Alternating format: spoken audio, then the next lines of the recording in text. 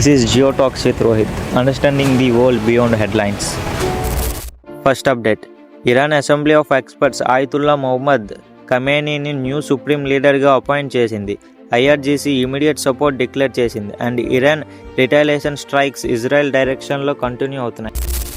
Second update. Brent crude price $114 cross అయింది.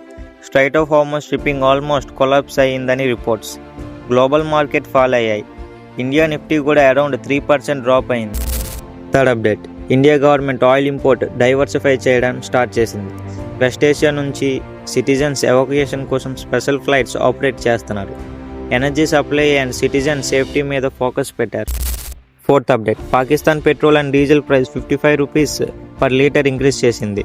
Rising of price Pakistan economy మీద survivor pressure create చేస్తుంది.